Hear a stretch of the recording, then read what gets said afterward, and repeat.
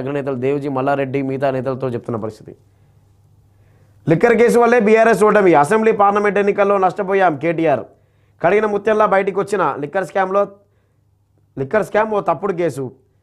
ఇంతకుముందు చెప్పుకున్నట్లుగా liquor case వల్లే ఓడిపోయామని చెప్పి కేటీఆర్ అని దానికి కౌంటర్గా వెంటనే కవిత అహంకార ధోరణి వల్లే బీఆర్ఎస్ ఓడిపోయింది, దాన్ని నా మెడలో వేయకండి, నేను ఏ తప్పు చేయలేదని గతంలోనే చెప్పాను, ఇప్పుడు చెప్తున్నాను. ఎందుకంటే 166 రోజుల పాటు జైల్లో ఉంది కవిత. కవితను అరెస్ట్ చేసే సమయంలో కొంత గడిబిడైనా ఇప్పుడు కవితను అరెస్ట్ చేసే సమయంలో చాలామంది ఉన్నారు. కేటీఆర్, వేముల ప్రశాంత్ రెడ్డి, అప్పుడు ఎమ్మెల్యేగా ఉన్నటువంటి వేముల ప్రశాంత్ రెడ్డి, వీళ్ళంతా కవితను అరెస్ట్ చేసే సమయంలో ఉన్నారు.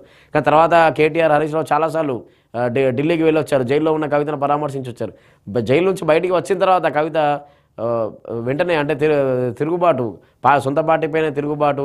ఎప్పుడైతే ఏప్రిల్లో బీఆర్ఎస్ బహిరంగ సభ జరిగిందో గత ఏడాది, ఆ తర్వాత నుంచి తండ్రికి రాసిన లేఖ బయటికి రావడం, అక్కడి నుంచి సొంతంగా తన ప్రస్థానాన్ని మొదలుపెట్టడం, ఎమ్మెల్సీ పదవికి కూడా రాజీనామా చేయడం, తెలంగాణ జాగృతి పేరుతో ముందుకెళ్లడం. ఆ తర్వాత మొన్న జరిగిన మున్సిపల్ ఎన్నికల్లో కూడా వడ్డపల్లి మున్సిపాలిటీలో తెలంగాణ జాగృతి తరపున మద్దతు ఇచ్చి ఆల్ ఇండియా ఫార్వర్డ్ బ్లాక్ తరపున ఉన్నటువంటి వడ్డపల్లి శ్రీనివాసులు అక్కడ ఈ చైర్మన్ పీఠాన్ని గెలుచుకోవడం, ఇదంతా అంటే తర్వాత వాళ్ళు మళ్ళీ కాంగ్రెస్లో చేరి అంతా జరిగినా కానీ కవిత తెలంగాణ జాగృతి తరపున పార్టీ గుర్తింపు ఇవన్నీ రాకపోయేసరికి ఆల్ ఇండియా ఫార్వర్డ్ బ్లాక్ తరపున అభ్యర్థులను నిలబెట్టి కొన్ని స్థానాల్లో ఎక్కడెక్కడైతే కొన్ని వార్డుల్లో కానీ స్థానాల్లో కానీ ఎఫెక్ట్ చూపించారు, అంటే ప్రభావాన్ని చూపించారు. కాబట్టి రాజకీయ పరంగా ముందుకెళ్ళడానికి కవిత సిద్ధమైంది. 2 నెలల్లో రాజకీయ పార్టీ పెట్టబోతుంది. అందుకనే వెంటనే కౌంటర్ ఏదైతే బీఆర్ఎస్ ఓడిపోయిందో అది నాకంటగట్టకండి, బీఆర్ఎస్ ఓడిపోవడానికి కేవలం అహంకారమే అని చెప్పి కవిత కౌంటర్.